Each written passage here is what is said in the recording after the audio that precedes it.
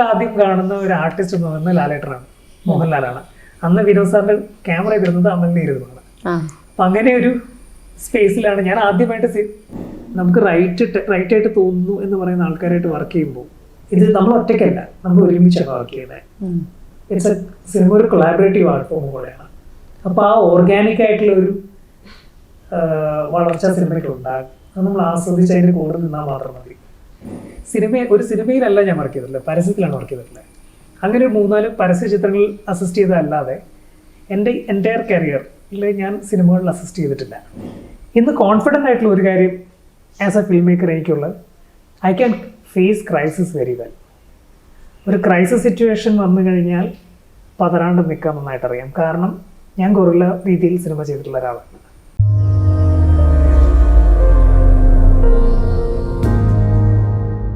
ഇപ്പം സാറ് പുറത്തുപോയി സിനിമ പഠിച്ച ഒരാളാണ്, ഇപ്പോൾ സിനിമ പഠിപ്പിക്കുന്ന ഒരാളാണ്. ഇതല്ലാതെ ഈ സിനിമ ചെയ്യാൻ ഒരുപാട് ആഗ്രഹിക്കുന്നത്, പക്ഷേ സിനിമയിലോട്ട് എങ്ങനെ എത്തിച്ചേരണം എന്നറിയില്ല, സിനിമ പഠിക്കാൻ സാധിക്കുന്നില്ല. അവർക്ക് ചിലപ്പം ഈ ലൂക്കയിലൊക്കെ ഉപയോഗിച്ചിട്ടുള്ള പോലെ ആർട്ട് ഒരുപാട് യൂസ് ചെയ്യാനോ അല്ലെങ്കിൽ ഇത്തരത്തിലുള്ള റെഫറൻസ് ഒരുപാട് യൂസ് ചെയ്യാനോ അറിയാത്ത ഒരുപാട് പേരുണ്ട്. അപ്പം അങ്ങനെയുള്ളവർ എങ്ങനെ ഒരു സിനിമ ചെയ്യണം? ഞാൻ പറയട്ടെ, ഞാൻ ശരിക്കും സിനിമ പഠിച്ചത് ട്രയൽ ആൻഡ് എററിലൂടെ തന്നെയാണ്. ചെയ്ത് പഠിക്കുക എന്നൊരു പ്രോസസ്സിലൂടെ തന്നെയാണ് ഞാൻ സിനിമ പഠിച്ചത്. 2004 ഞാൻ എൻ്റെ PG കഴിഞ്ഞത്. അതിനുശേഷം എറണാകുളത്ത് വിനോദ് AK എന്ന് പറയുന്ന ഒരു അഡ്വർടൈസ്മെന്റ് ഫിലിം മേക്കറെ ഞാൻ അസിസ്റ്റ് ചെയ്തിരുന്നു. ഒരു 4 പരസ്യ ചിത്രങ്ങളിലെ ഞാൻ ആകെ എൻ്റെ കരിയറിൽ അസിസ്റ്റ് ചെയ്തിട്ടുള്ളൂ. അത് പഴയ പങ്കജ കസ്തൂരി ബ്രീത്ത് ഈസി ആഡ്സ് ആണ്. ഞാൻ സെറ്റിൽ ആദ്യം കാണുന്ന ഒരു ആർട്ടിസ്റ്റ് എന്ന് പറയുന്നത് ലാലേട്ടനാണ്, മോഹൻലാലാണ്. അന്ന് വിനോദ് സാറിന്റെ ക്യാമറ ഇരുന്നത് അമലിനെ ഇരുന്നതാണ്. അപ്പൊ അങ്ങനെ ഒരു സ്പേസിലാണ് ഞാൻ ആദ്യമായിട്ട് ഒരു സിനിമയിലല്ല ഞാൻ വർക്ക് ചെയ്തിട്ടില്ല, പരസ്യത്തിലാണ് വർക്ക് ചെയ്തിട്ടുള്ളത്. അങ്ങനെ ഒരു 3-4 പരസ്യ ചിത്രങ്ങൾ അസിസ്റ്റ് ചെയ്തതല്ലാതെ എൻ്റെ എൻ്റയർ കരിയറിൽ ഞാൻ സിനിമകളിൽ അസിസ്റ്റ് ചെയ്തിട്ടില്ല. നേരത്തെ പറഞ്ഞ പോലെ ഞാൻ ഫിലിം മേക്കിംഗ് അല്ല പഠിച്ചത്. ഞാൻ കുറച്ചും കൂടെ ഫിലിം എസ്തെറ്റിക്സ് റിലേറ്റഡ് ആയിട്ടുള്ള ഒരു കോഴ്സാണ് ഇത്. ഫിലിം സ്റ്റഡീസ് ആണത്, ഫിലിം മേക്കിംഗ് ആയിരുന്നില്ല. അപ്പോൾ ആ രീതിയിലും സിനിമ ചെയ്യുന്നത് എങ്ങനെയാണെന്നല്ല ഞാൻ പഠിച്ചത്. സിനിമ ചെയ്യുന്നത് എങ്ങനെയാണെന്ന് ഞാൻ പഠിച്ചത് ഞാൻ ഷോർട്ട് ഫിലിംസ് ചെയ്തതാണ്. ഇപ്പോൾ പല ജോലികളിൽ പല കാലഘട്ടത്തിലും, ഇപ്പം 2005 മുതൽ ഞാൻ സിനിമ ചെയ്യുന്ന 2018 വരെയുള്ള ഇത്രയും വർഷങ്ങൾ എല്ലാ വീക്കെൻഡ്സും ഞാൻ ചെയ്യുന്ന ഷോർട്ട് ഫിലിംസ്. എവിടെന്നെങ്കിലും ബെഗ് ബോറോ സ്റ്റീൽ എന്ന് പറയില്ലേ, സുഹൃത്തുക്കളുടെയൊക്കെ ക്യാമറ എടുക്കുക, ചെയ്തു നോക്കുക, കഥകൾ എഴുതി നോക്കുക, അങ്ങനെ ആൾക്കാരെ കൊണ്ട് പെർഫോം ചെയ്യിച്ചു നോക്കുക, മാക്സിമം സിനിമകൾ കാണുക. മദ്രാസിൽ ഞാൻ ഉണ്ടായിരുന്ന ഒരു 10 വർഷ കാലഘട്ടത്തിൽ എല്ലാ ദിവസവും വൈകുന്നേരം ഓരോ സിനിമ വെച്ച് കാണാനുള്ള ഓപ്ഷൻ ഉണ്ടായിരുന്നു. കാരണം സൗത്ത് ഇന്ത്യൻ ഫിലിം ചേംബറിൽ മെമ്പർഷിപ്പ് എടുത്തിരുന്നതുകൊണ്ട് എല്ലാ ദിവസവും ഐദർ ജർമ്മൻ കൾച്ചർ സെൻറ്റർ അല്ലെങ്കിൽ മാക്സിമം ഭവൻ അല്ലെങ്കിൽ അലൈൻ ഫ്രാൻസ് അല്ലെങ്കിൽ ബ്രിട്ടീഷ് കൗൺസിൽ, ഈ 4 സ്ഥലത്ത് എവിടെയെങ്കിലും എല്ലാ ദിവസവും ഒരു സിനിമയുടെ സ്ക്രീനിങ് ഉണ്ടാവാറുണ്ട്. സോ ഞാൻ ചെയ്തിരുന്നത് ഇപ്പോൾ PR വർക്ക് ചെയ്തിരുന്നു, IT വർക്ക് ചെയ്തിരുന്നു. ഈ സമയത്തൊക്കെ ജോലി കഴിഞ്ഞ് ഞാൻ നേരെ പോകുന്ന ഒരു സിനിമ കാണാനായിട്ട്. സോ അന്ന് കണ്ട സിനിമകളാണ് പ്രോബബ്ലി എൻ്റെ ഒരു വിഷ്വൽ ലാംഗ്വേജിനെ രൂപപ്പെടുത്തിയിട്ടുണ്ടാവുക. പിന്നെ ഞാൻ ചെയ്ത ട്രയൽ ആൻഡ് എറർ മെത്തേഡ്സും. ഇന്ന് കോൺഫിഡൻ്റ് ആയിട്ടുള്ള ഒരു കാര്യം ആസ് എ ഫിലിം മേക്കർ എനിക്കുള്ളത്, I can face crisis very well. ഒരു ക്രൈസിസ് സിറ്റുവേഷൻ വന്നു കഴിഞ്ഞാൽ പതറാണ്ട് നിൽക്കാൻ നന്നായിട്ട് അറിയാം. കാരണം ഞാൻ ഗൊറില്ല രീതിയിൽ സിനിമ ചെയ്തിട്ടുള്ള ഒരാളാണ്. എപ്പോഴും ഗൊറില്ല വേ ഓഫ് ഫിലിം മേക്കിങ്ങിൽ എപ്പോഴും നമ്മൾ മുന്നിൽ കാണുന്നത് ക്രൈസിസുകളാണ്. അപ്പോൾ ആ ക്രൈസിസുകളെ എങ്ങനെ കറക്റ്റായിട്ട് ഡീൽ ചെയ്യാം, ആൾക്കാരെങ്ങനെ ഡീൽ ചെയ്യാം എന്നുള്ളത് വ്യക്തമായിട്ട് അറിയാം. സോ അതാണ് എൻ്റെ ഒരു പോസിറ്റീവായിട്ട് എൻ്റെ ഈ കരിയറിൽ നിന്ന് ആസ് എ ഫിലിം മേക്കർ ഞാൻ പഠിച്ചത്. 2 പേഷ്യൻസ്, പെർസിവിയറൻസ്. നല്ല പേഷ്യൻസ് വേണം സിനിമയാണെങ്കിൽ, നല്ല പെർസിവിയറൻസ് വേണം. Time to time you find, എന്താ പറയുന്നത്, നമുക്കൊരു ഡിഫിക്കൽട്ടീസ് ഇങ്ങനെ വന്നുകൊണ്ടേയിരിക്കും, ബാരിയേഴ്സ് വന്നുകൊണ്ടേയിരിക്കും. അവിടെയൊക്കെ അതിനെ എങ്ങനെ ബ്രേക്ക് ചെയ്യുക അല്ലെങ്കിൽ ഓൾട്ടർനേറ്റീവ്സ് എങ്ങനെ കണ്ടെത്തുക, ഇതൊക്കെ ഇമ്പോർട്ടൻ്റ് ആണ് സിനിമയിൽ. So do films and learn film, it's the best way. ഇപ്പം ഒരു ക്രൈസിസ് ഫേസ് ചെയ്യാൻ പറ്റുന്ന ഒരാളാണെന്ന് പറഞ്ഞു. ഇപ്പം സിനിമയിൽ വന്നിട്ട് ഫേസ് ചെയ്യേണ്ട വന്ന എന്തെങ്കിലും ക്രൈസിസ്? ഒത്തിരി ഉണ്ട്. ഫസ്റ്റ് ക്രൈസിസ് ഡെഫിനറ്റ്ലി ആദ്യത്തെ സിനിമയ്ക്കായിട്ട് ഇറങ്ങിത്തിരിക്കുമ്പോൾ ഒരു പ്രൊഡ്യൂസറെ കിട്ടുക എന്നുള്ളത് തന്നെയാണ്. 2 ഞാൻ പറഞ്ഞല്ലോ, ഞാൻ സിനിമയിൽ വർക്ക് ചെയ്തിട്ടുള്ള ഒരാളല്ല. എനിക്ക് കേരളത്തിൽ നിന്ന് ഒത്തിരി സിനിമാ ബന്ധങ്ങളും ഉണ്ടായിട്ടില്ല. അത് പിന്നീട് ഉണ്ടായിട്ടുള്ള ബന്ധങ്ങൾ. യുകെക്ക് ശേഷമാണ് ഒരുപക്ഷെ ഞാൻ ഇത്രയധികം സിനിമയിൽ ബന്ധങ്ങൾ ഉണ്ടാക്കിയിട്ടുള്ളത്. അതിനു മുന്നേ എനിക്കിവിടെ ആരെയും അറിയില്ല. കൂടുതൽ തമിഴ്നാട്ടിലായിരുന്നുണ്ട്, ചെന്നൈയിലായിരുന്നുണ്ട്. അപ്പോൾ എൻ്റെ മെയിൻ ക്രൈസിസ് ഒരു ആർട്ടിസ്റ്റിനെ എങ്ങനെ കൺവിൻസ് ചെയ്യുക, ഒരു കഥ പറഞ്ഞ് എങ്ങനെ കൺവിൻസ് ചെയ്യുക, വലിയ ക്രൈസിസ് ആയിരുന്നു. ഒന്ന്, ഇവർ നോക്കുമ്പോൾ എൻ്റെ ബാക്ക്ഗ്രൗണ്ട്, ഞാൻ സിനിമ ചെയ്തിട്ടുണ്ടോ ഇല്ല എന്നുള്ള എൻ്റെ ബാക്ക്ഗ്രൗണ്ട്, എങ്ങനെ കോൺഫിഡൻ്റ് ആയിട്ട് ഞാൻ സിനിമ ചെയ്യുന്നുള്ളൊരു കൺഫ്യൂഷൻ, ഇത് രണ്ടിനെ ഞാൻ ഓവർകം ചെയ്തു. അത് ആക്ടേഴ്സിനെ മാത്രമല്ല, പ്രൊഡ്യൂസേഴ്സിൻ്റെ കേസിലും. അപ്പോൾ അത് ഒരു റൈറ്റ് ആയിട്ടുള്ളൊരു പ്രൊഡ്യൂസർ മുന്നിലേക്ക് വന്നു. പിന്നെ ഏറ്റവും വലിയൊരു ബ്ലെസ്സിങ് ആയിട്ട് ഞാൻ കാണുന്നത്, എൻ്റെ ഡെബ്യൂ ഫിലിം മുതൽ ഞാൻ പ്രാക്ടീസ് ചെയ്യുന്ന ഒരു പ്രിൻസിപ്പിളുണ്ട്, which I take it forward even now. We need to find the right people to work with. Right ആയിട്ടുള്ള ക്രൂ, റൈറ്റ് ആയിട്ടുള്ള കാസ്റ്റ്, റൈറ്റ് ആയിട്ടുള്ള പ്രൊഡ്യൂസർ, ഇത് മൂന്നും ആണ് നല്ല സിനിമ ഉണ്ടാക്കാനുള്ള ഏറ്റവും വേണ്ട മാനദണ്ഡം. റൈറ്റ് ആയിട്ടുള്ള ക്രൂവിനെ പിക്ക് ചെയ്യാൻ അതിന് കൂടെ നിൽക്കുന്ന ഒരു പ്രൊഡ്യൂസർ നമുക്ക് വേണം. ആ ജോണറിനെ മനസ്സിലാക്കി, അല്ലെങ്കിൽ നമ്മുടെ വർക്കിംഗ് രീതിയെ മനസ്സിലാക്കി കൂടെ നിൽക്കുന്ന ഒരു പ്രൊഡ്യൂസറെ നമുക്ക് വേണം. പിന്നെ ഒട്ടും ഫസി അല്ലാതെ നമ്മുടെ ഒപ്പം ഈ സിനിമയെ മനസ്സിലാക്കുന്ന, തോളോട് തോൾ ചേർന്ന് ആ സിനിമേനെ ഒരു എന്താ പറയുക, ഒരു കൊളാബറേറ്റർ എന്നുള്ള രീതിയിൽ കൂടെ വർക്ക് ചെയ്യാൻ വില്ലിംഗ് ആയിട്ടുള്ള ആർട്ടിസ്റ്റ്, കലാകാരന്മാർ. താങ്ക്ഫുള്ളി 3 സിനിമയിലും അങ്ങനെയുള്ള ഐ വർക്ക് വിത്ത് ആർട്ടിസ്റ്റ് ഇപ്പോൾ വെരി കോപ്പറേറ്റീവ്. ടൊവിനോയും അഹാനയും they are like team members.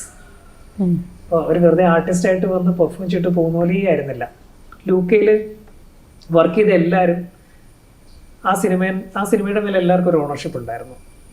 Even I mean ടെക്നീഷ്യൻസിനാണെങ്കിലും, പ്രൊഡ്യൂസേഴ്സ് ഡെഫിനറ്റ്ലി, ടെക്നീഷ്യൻസിനാണെങ്കിലും ആക്ടേഴ്സിനാണെങ്കിലും എൻ്റെ സിനിമ എന്നൊരു ബോധ്യം എല്ലാവർക്കും ഉണ്ടായിരുന്നു. അതുകൊണ്ട് തന്നെ എല്ലാവരും ഭയങ്കരമായിട്ട് മൾട്ടി ടാസ്ക് ചെയ്തിരുന്നു സെറ്റിൽ. ഇപ്പോൾ കോസ്റ്റ്യൂമിൽ വർക്ക് ചെയ്തിരുന്ന ഒരു പയ്യൻ ആർട്ടിൽ വർക്ക് ചെയ്ത് ഞാൻ കണ്ടിട്ടുണ്ട്. നമ്മുടെ മേക്കപ്പ് മാനായിട്ട് നിന്നിരുന്ന അഞ്ജയ് ആർട്ടിൻ്റെ ഓരോ സിറ്റുവേഷനിൽ ഡ്രൈവറായിട്ട് വർക്ക് ചെയ്തിട്ടുണ്ട്. മനസ്സിലായോ? അപ്പോൾ എല്ലാവർക്കും ഇത് എൻ്റെ സിനിമ, ഇത് നന്നാകണം എന്നൊരു ബോധ്യം അത് ലൂക്കയിലുണ്ടായിരുന്നു. മിണ്ടിയും പറഞ്ഞും അതുപോലെ തന്നെ. ഞാൻ മിണ്ടിയും പറഞ്ഞും ചെയ്ത സമയത്ത് ഇന്ത്യയിലെ തന്നെ ഏറ്റവും സീനിയർ ആയിട്ടുള്ള DOP ആയിട്ടാണ് വർക്ക് ചെയ്തത്, മധുബാട് സാറ്. മധുബാട് സാർ മുതൽ അതിലുള്ള എൻ്റെ ക്രൂവും, ഉണ്ണി, അപർണ, എല്ലാവരും for we work as a team. സെറ്റിൽ രാവിലെ ഞാൻ പോകുന്നതിനൊപ്പം തന്നെ ഉണ്ണി ഉണ്ടാവും, അപർണ ഉണ്ടാവും. എല്ലാവരും ആ മൊമെൻറ്റ് മുതൽ അന്നത്തെ ദിവസം തീരുന്നവരെ. കൊറോണയുടെ സമയത്താണ് കുറേ ഒരു ക്രൈസിസ് സിറ്റുവേഷനിൽ ഷൂട്ട് ചെയ്തൊരു സിനിമയാണ് മിണ്ടിയും പറഞ്ഞു. കാരണം നമ്മളിപ്പോൾ കാണുന്ന ലൊക്കേഷൻ എക്സാക്ട്ലി അത് കിട്ടില്ല, ചെല്ലുമ്പോൾ അത് കണ്ടെയ്ൻമെൻറ്റ് സോൺ ആയിരിക്കും. അപ്പോൾ അങ്ങനെ കുറേ 20 ദിവസം കൊണ്ടാണ് എൻ്റെ ഷൂട്ട് തീർത്തത്. പക്ഷേ കുറേയധികം ക്രൈസിസുകൾ, സിറ്റുവേഷൻസ് ഉണ്ടായിരുന്നു ആ സിനിമയുടെ ചെയ്തെടുക്കുന്നതിൽ. പക്ഷേ ഇവരെല്ലാവരും ഒരു ടീമായിട്ട് കൂടെ നിന്നിരുന്നു. മാരിവില്യൻ ഗോപുരങ്ങൾ എടുത്താലും ലൈക്ക് അത് സിനിമ കാണുമ്പോൾ അറിയാം നിങ്ങൾക്ക്. ഇന്ദ്രേട്ടനാണെങ്കിലും, ശ്രുതി ആണെങ്കിലും, വിൻസി ആണെങ്കിലും, സർജാന ആണെങ്കിലും, ദിവർ ഫാമിലി.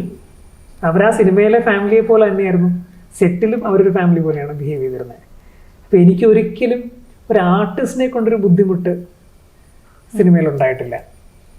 ഇപ്പോൾ right crew, right cast, right producer. ഞാൻ പറഞ്ഞാൽ ഇത് മൂന്നും ആയിക്കഴിഞ്ഞാൽ നല്ല സിനിമ ഉണ്ടാകും. നല്ല സിനിമ ഉണ്ടായിക്കഴിഞ്ഞിട്ട് പിന്നെ അങ്ങോട്ടുള്ള പരിപാടി എനിക്ക് കുറച്ച് ബുദ്ധിമുട്ടാണ്. കാരണം ഇറ്റ്സ് ഈ മാർക്കറ്റിംഗ്, PR, പബ്ലിസിറ്റി, അത് ആ സമയത്ത് നമ്മുടെ ഹോൾഡ് കുറച്ച് കുറവായിരിക്കും. Then the producers have to take forward. ഇപ്പം ഈ സിനിമയിൽ വന്നിട്ട് സിനിമയിൽ സസ്റ്റെയിൻ ചെയ്യാനുള്ളൊരു അതൊരു ക്രൈസിസ് ആയിട്ട് തോന്നുന്നുണ്ടോ? ഇല്ലില്ല. ഞാൻ ഈ 3 സിനിമയ്ക്ക് ശേഷം പഠിച്ചൊരു കാര്യം, ഇഫ് യു പാഷനേറ്റ് ഇനഫ്, നമുക്ക് ഇഷ്ടമുള്ള സിനിമകൾ ചെയ്തുകൊണ്ടേയിരിക്കാം. ഒരു ക്രൈസിസും ഇല്ല. ഐ മീൻ എങ്ങനെയും ചെയ്യാം സിനിമ. ഞാൻ എങ്ങനെയും സിനിമ ചെയ്തിട്ടുള്ള ഒരാളാണ്. ലൂക്കയ്ക്ക് മുന്നേ ഒരു ഇൻഡിപെൻഡൻറ്റ് തമിഴ് സിനിമ ചെയ്തത്, ലൂക്കയിൽ അഭിനയിച്ച നിതിൻ ജോർജ്, മറ്റേ പോലീസുകാരായിട്ട് അഭിനയിച്ച നിതിൻ ജോർജും ഞാനും മാത്രമായിട്ട് ചെന്നൈ മുതൽ രാമേശ്വരം വരെ ഒരു Canon 60D ക്യാമറയുമായിട്ട് ഞാൻ രണ്ടുപേരും മാത്രമായിട്ട് 1.5 മണിക്കൂർ നീളമുള്ള ഒരു ഫീച്ചർ ലെങ്ത് തമിഴ് സിനിമ ചെയ്തിട്ടുണ്ട്. സെൻസർ ചെയ്തിട്ടുണ്ട്. പടം ഞാൻ പുറത്തേക്ക് വിട്ടിട്ടില്ല, കാരണം അതിൻ്റെതായിട്ടുള്ള ചില പ്രശ്നങ്ങളുണ്ട്, ആ പടത്തിൻ്റെതായിട്ടുള്ള പ്രശ്നങ്ങളുണ്ട്. ഒരു പക്ഷേ ഒരു സിനിമയുടെ കഴിഞ്ഞ് ഞാൻ അത് യൂട്യൂബിലെല്ലാം റിലീസ് ചെയ്യാൻ ഒരു പ്ലാനുണ്ട്. അപ്പം ഞാൻ പറഞ്ഞതെന്ന് വെച്ചാൽ, ഈ സിനിമകൾ എങ്ങനെയും നമുക്ക് ചെയ്തെടുക്കാം. ഇന്നത്തെ സാഹചര്യത്തിൽ പ്രത്യേകിച്ച് എല്ലാം നമ്മുടെ കയ്യിൽ തന്നെ ഉണ്ട്. You have all devices with you. പിന്നെന്താ വെച്ചാൽ സിനിമയെ നമ്മൾ ആവശ്യമില്ലാണ്ട് വലിപ്പം കൂട്ടിക്കൊണ്ടിരിക്കുകയാണ്. ഇതുപോലെ സെറ്റപ്പിൽ സിനിമ ഉണ്ടാക്കാൻ പറ്റുള്ളൂ, അല്ലെങ്കിൽ ഇത്രയും ലക്ഷറീസ് വേണം, അങ്ങനെയൊന്നുമില്ല. നല്ല സിനിമ ഉണ്ടാക്കാൻ വളരെ മീഗർ ആയിട്ടുള്ള ബഡ്ജറ്റും നമ്മുടെ ഒരു വില്ലും മാത്രം മതി, നമ്മുടെ കൂടെ നിൽക്കുന്ന നല്ല ആർട്ടിസ്റ്റുകൾ. അപ്പം ഒരു as an art form cinema ചെയ്യുക ഒരു ബുദ്ധിമുട്ടുള്ള കാര്യമായിട്ട് എനിക്ക് തോന്നുന്നില്ല. ഇപ്പം ഈ 2014 ടൊവിനോയുടെ ലൂക്കയുടെ സ്ക്രിപ്റ്റ് പറഞ്ഞതെന്ന് പറഞ്ഞു. സിനിമ നടക്കുന്നത് 2018, അതായത് ടൊവിനോ സ്റ്റാർ ആയിക്കൊണ്ടിരിക്കുന്ന ആ ഒരു ടൈം പീരീഡ് ഉണ്ടായിരുന്നു. ഇതല്ലാതെ നിമിഷ് രവിയെ ഇൻട്രൊഡ്യൂസ് ചെയ്തതും ഈ ഒരു സിനിമയിലൂടെ ആയിരുന്നു. അപ്പം ഇവരുടെ ഈ ഒരു വളർച്ച കണ്ടപ്പോൾ എന്തായിരുന്നു തോന്നിയത്? ഭയങ്കര ഹാപ്പി അല്ലേ? ബിക്കോസ് നമ്മുടെ സിനിമ ലൂക്കയിലൂടെ വന്ന എല്ലാവരും തന്നെ ഇന്ന് മലയാളത്തിൽ വളരെ ആക്റ്റീവായിട്ട് വർക്ക് ചെയ്യുന്ന ആർട്ടിസ്റ്റുകളും ടെക്നീഷ്യൻസും ഒക്കെ തന്നെയാണ്. ഇപ്പം നിമിഷ് ഞാൻ മദ്രാസ് സിസ്റ്റം കോളേജിൽ പഠിപ്പിക്കുന്ന സമയത്ത് നിമിഷ് അവിടെ വിഷ്വൽ കമ്മ്യൂണിക്കേഷൻ സ്റ്റുഡൻ്റ് ആയിരുന്നു. ഇതിനുശേഷം ഞാനൊരു മ്യൂസിക് വീഡിയോ ചെയ്യുന്ന കാര്യം പറഞ്ഞപ്പം നിമിഷം ഒന്ന് കൂടി. അന്ന് ഞങ്ങൾ ഒരുമിച്ച് ഒരു ഗൊറില്ല വെയിൽ കർണാടകയിലും ബേലുകുപ്പയിലും പിന്നെ ധർമ്മശാലയിലൊക്കെ ആയിട്ട് ട്രാവൽ ചെയ്തൊരു മ്യൂസിക് വീഡിയോ ഉണ്ട്. അന്നാണ് നിമിഷമായിട്ട് ഞാൻ കുറച്ചും കൂടെ ഒന്ന് കണക്ട് ആവുന്നത്. ലൂക്ക പോലൊരു വലിയ പ്രോജക്റ്റ് വന്നപ്പം I could convince the producers that Nimish ഇത് ചെയ്യണം. കാരണം നിമിഷ് എനിക്ക് വളരെ കോൺഫിഡൻ്റ് ആയിട്ട് കൂടെ നിൽക്കുന്ന ഒരു DOP ആണ്. ഞാൻ ഉദ്ദേശിക്കുന്നത് എന്താണെന്ന് അച്ചീവ് ചെയ്യാൻ ആൾക്ക് പറ്റും.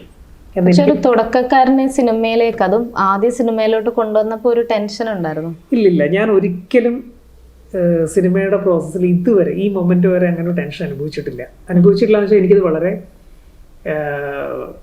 പ്ലഷറബിൾ ആയിട്ടുള്ളൊരു ജോലിയായിട്ടാണ് തോന്നിയിട്ടുള്ളത്. ഒരു ദിവസം പോലും ഞാൻ ഒരു പ്രഷറൈസ്ഡ് ആയിട്ടുള്ളൊരു ജോലിയായിട്ട് സിനിമയെ കണ്ടിട്ടില്ല. നേരത്തെ പറഞ്ഞതാണ് ഇതിൻ്റെ റൈറ്റ് ആൻസർ. നമുക്ക് റൈറ്റായിട്ട് തോന്നുന്നു എന്ന് പറയുന്ന ആൾക്കാരായിട്ട് വർക്ക് ചെയ്യുമ്പോൾ ഇത് നമ്മൾ ഒറ്റയ്ക്കല്ല, നമ്മൾ ഒരുമിച്ചാണ് വർക്ക് ചെയ്യുന്നത്. സിനിമ ഒരു കൊളാബറേറ്റീവ് ആർട്ട് ഫോമും കൂടെയാണ്. അപ്പോൾ ആ ഓർഗാനിക് ആയിട്ടുള്ളൊരു വളർച്ച സിനിമയ്ക്ക് ഉണ്ടാകും. അത് നമ്മൾ ആസ്വദിച്ച് അതിൻ്റെ കൂടെ നിന്നാൽ മാത്രം മതി. പിന്നെ നമ്മളാണ് അതിൻ്റെ captain of the ship, being the director. But നമ്മൾ ക്യാപ്റ്റനായിട്ട് നിന്നാലും കൂടെ നിൽക്കുന്നവരെല്ലാവരും അതേപോലെ നിൽക്കണം, കട്ടയ്ക്ക് നിൽക്കണമല്ലോ. അത് സാധ്യമാവണമെങ്കിൽ നമുക്ക് റൈറ്റ് ആയിട്ടുള്ള ടീം മെമ്പേഴ്സ് വേണം എന്നുള്ളതാണ്. ലൂക്കയ്ക്ക് അങ്ങനെ തന്നെയാണ്. ലൂക്കയിൽ വർക്ക് ചെയ്ത എല്ലാവരും, അതിന് മുന്നേ എൻ്റെ മറ്റ് പ്രോജക്റ്റുകൾ, ഇതിന് മുന്നേ ചെയ്ത മ്യൂസിക് വീഡിയോയിലാണെങ്കിലും ഞാൻ നേരത്തെ പറഞ്ഞ ഇൻഡിപെൻഡൻറ്റ് തമിഴ് സിനിമയിലാണെങ്കിലും കൂടെ സപ്പോർട്ട് ചെയ്ത ആൾക്കാരെല്ലാവരും ലൂക്ക പോലൊരു സിനിമ ചെയ്ത സമയത്ത് മെയിൻ സ്ട്രീമിലേക്ക് വന്നു എന്നുള്ളതാണ്. അവർക്കെല്ലാവർക്കും എനിക്ക് പേ ബാക്ക് ചെയ്യാൻ പറ്റിയത് ആ രീതിയിലാണ്. കാരണം അന്നൊരു ഫേവറായിട്ട് ചെയ്തതിനൊക്കെ അപ്പോൾ ഒരുമിച്ച് ചെയ്തൊരു അങ്ങനത്തെ അതാ ഞാൻ പറയില്ലേ, ഒരു നല്ല ടീം വർക്കിൻ്റെ റിസൾട്ടാണ് ശരിക്കും പറഞ്ഞ ആ സിനിമ ലൂക്ക. ഇന്നും ഈവൻ ആഫ്റ്റർ 5 years അതിന് പേഴ്സണലി ഞാൻ ബിലീവ് ചെയ്യുന്നുണ്ട്. ഒരു കൾട്ട് സ്റ്റേറ്റസിൽ ഇപ്പോഴും ലൂക്ക നിൽക്കുന്നുണ്ട്. അപ്പോൾ വെനവർ ഐ ട്രാവൽ അറൗണ്ട്, അല്ലെങ്കിൽ ഞാൻ മീറ്റ് ചെയ്യുന്ന ആൾക്കാരിലൂടെ ആണെങ്കിലും ഇപ്പോഴും ഓരോ 2 ദിവസം വിടുമ്പോഴും എനിക്കൊരു മെസ്സേജോ പോസ്റ്റോ ഒക്കെ വരുന്നുണ്ട് ലൂക്ക റിലേറ്റഡ് ആയിട്ടുള്ള. അപ്പോൾ അതിനൊരു ഭാഗ്യം കിട്ടുക എന്ന് പറയുന്നത് വലിയ കാര്യം തന്നെയാണ്. ഈ മാരവില്ലൻ ഗോപുരങ്ങളിൽ വിദ്യാസാഗറിന്റെ കൂടെ വർക്ക് ചെയ്യാനും പറ്റിയിരുന്നു. ഇത്രയും സീനിയർ ആയിട്ടുള്ള ഒരു സാറിൻ്റെ കൂടെ വർക്ക് ചെയ്യാൻ പറ്റിയ എക്സ്പീരിയൻസ് എങ്ങനെയായിരുന്നു? വിദ്യാജി വളരെ നല്ല എക്സ്പീരിയൻസ് ആണ് വിദ്യാജിയായിട്ട് വർക്ക് ചെയ്യാനാണ്. നമ്മളെല്ലാവരും വിദ്യാസാഗർ ആരാധകരാണ്. വിദ്യാസാഗർ സോങ്സ് കലാകാലങ്ങളായിട്ട് കേട്ട് ആസ്വദിക്കുന്ന ആൾക്കാരാണ്. അപ്പം ഇതുപോലൊരു സിനിമ വന്ന സമയത്ത് നമ്മളൊരു കൺവെൻഷണൽ ഒരു മ്യൂസിക് കമ്പോസറുടെ കൂടെ വർക്ക് ചെയ്യുന്ന പോലെ അല്ലല്ലോ. ഇത്രയും സീനിയർ ആയിട്ടുള്ള അദ്ദേഹത്തിൻ്റെ വർക്കിംഗ് രീതി ഡിഫറെൻ്റ് ആണ്. അപ്പം പുള്ളിയുടെ കൂടെ ഒരു 4 ദിവസം സ്പെൻഡ് ചെയ്യുക ത്രൂ ഔട്ട്, ഇതിൻ്റെ കമ്പോസിങ് സെഷനിൽ through out A to Z അതിൽ സ്പെൻഡ് ചെയ്യാൻ പറ്റുക. അപ്പം വിദ്യാസാഗറിൻ്റെ ഒരു കമ്പോസിങ് സെഷൻ എന്ന് പറഞ്ഞാൽ വിദ്യാജി ഉണ്ടാവും, ഞാനുണ്ടാവും, പ്രൊഡ്യൂസേഴ്സ് ഉണ്ടാവും, ലിറിസിസ്റ്റ് വിനായക് ശശികുമാറുണ്ട്. എല്ലാവരും കൂടെ ഒരുമിച്ചിരുന്നാണ് ഇതിൻ്റെ കമ്പോസിങ് സെഷൻ നടക്കുന്നത് തന്നെ. അങ്ങനെ ഒരു 4 ദിവസം കൊണ്ടാണ് സോങ്സ് എല്ലാം ആയത്. അപ്പം മാരവില്ലൻ ഗോപുരങ്ങളിൽ അങ്ങനെ ഒരു എക്സ്പീരിയൻസ് കിട്ടിയത് ഞാൻ വളരെ വലിയൊരു കാര്യമായിട്ടാണ്. ഇപ്പോൾ ഒരു സീനിയർ ഇപ്പം വിദ്യാസാഗർ സാറിനോട് വർക്ക് ചെയ്യുമ്പം അത്രയും സീനിയർ ആയിട്ടുള്ളതാണെന്ന് നമുക്ക് തന്നെ അറിയാം. അപ്പം നമ്മുടെ സജഷൻസ് പറയാനായിട്ട് ആ ഒരു സ്പേസ് അല്ലെങ്കിൽ ഒരു പേടി തോന്നാറുണ്ടോ? എന്തിനാ പേടിക്കുന്നത്?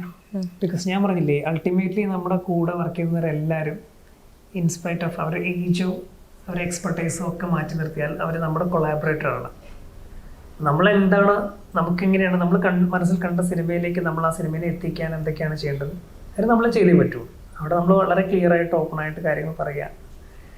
അപ്പം അദ്ദേഹത്തിന് അത് ചെയ്യാൻ പറ്റി, അദ്ദേഹം അതിൽ കൂടെ നിൽക്കണം. അതാണ് അദ്ദേഹത്തിൻ്റെ ഡ്യൂട്ടി ആൻഡ് റെസ്പോൺസിബിലിറ്റി എന്ന് പറയുന്നത്. അപ്പം അതിൽ ഞാനൊരു മടി വിചാരിക്കാറില്ല.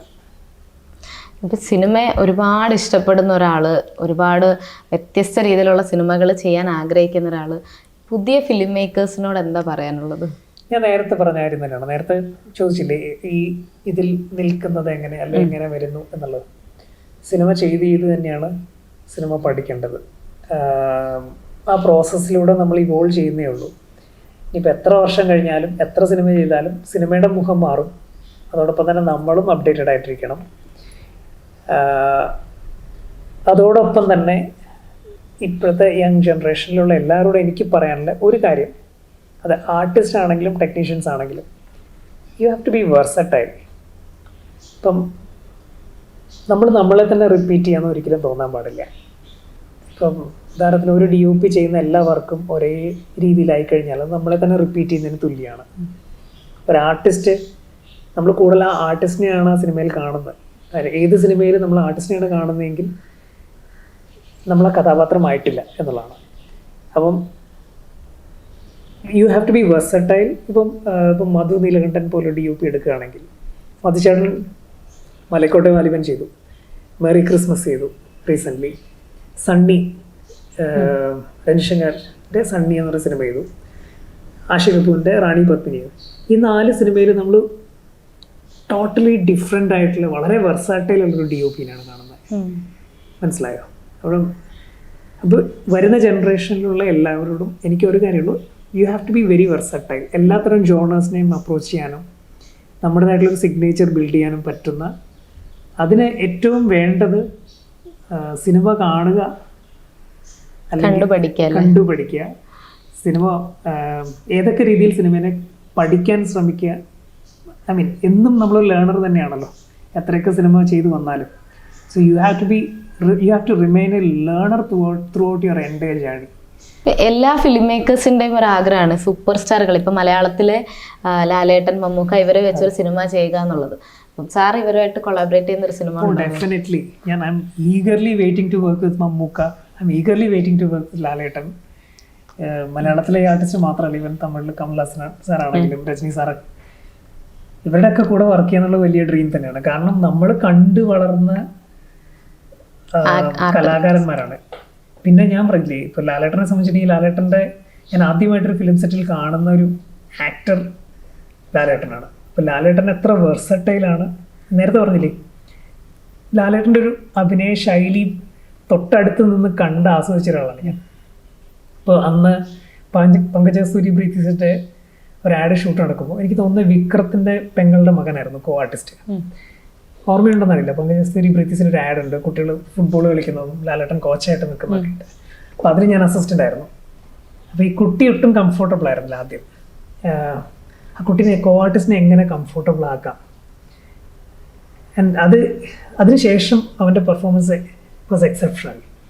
അപ്പോൾ ഇങ്ങനെ ഈ ആർട്ടിസ്റ്റുകൾ, ഇപ്പോൾ ലാലേട്ടനും മമ്മൂക്കൊക്കെ അവരുടെ എൻ്റെ കരിയറിൽ പ്രോപ്പറായിട്ടുള്ള ബ്രേക്ക് എടുത്തിട്ട് പോയില്ല എന്നാണ് എനിക്ക് തോന്നുന്നത്. അവരെല്ലാ ദിവസവും സെറ്റിലേക്ക് പോയി ഇത്രയും കാലാകാലങ്ങളായിട്ട് ഇത്രയും പാഷനേറ്റ് ആയിട്ട് അതിൻ്റെ കൂടെ നിൽക്കുന്നത്.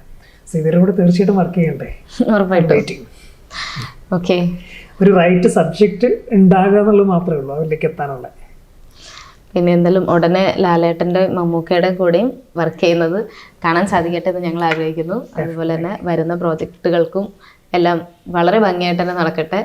മിണ്ടിയും പറഞ്ഞു ഇനി റിലീസ് ആവാനുള്ളത് ഉടനെ ഉണ്ടാവുമോ റിലീസ്? മിണ്ടിയും പറഞ്ഞും നേരത്തെ പറഞ്ഞില്ല, അതിൻ്റെ ഒരു ബിസിനസ് ഡിസ്കഷൻ നടന്നുകൊണ്ടിരിക്കുകയാണ്. അത് ഞാൻ പറഞ്ഞു, എനിക്ക് വളരെ പേഴ്സണലി ഫേവറേറ്റ് ആയിട്ടുള്ള സിനിമ തന്നെയാണ്. ഈ മറ്റ് 2 സിനിമകളിൽ നിന്ന് ടോട്ടലി ഡിഫറെൻ്റ് ആയിട്ടുള്ള ലുക്ക് ആൻഡ് ഫീൽ ഉള്ളൊരു സിനിമയാണ്. വളരെ റിയലിസ്റ്റിക് ആയിട്ടുള്ള സിനിമയാണ്. സാധാരണക്കാരുടെ കഥയാണ്.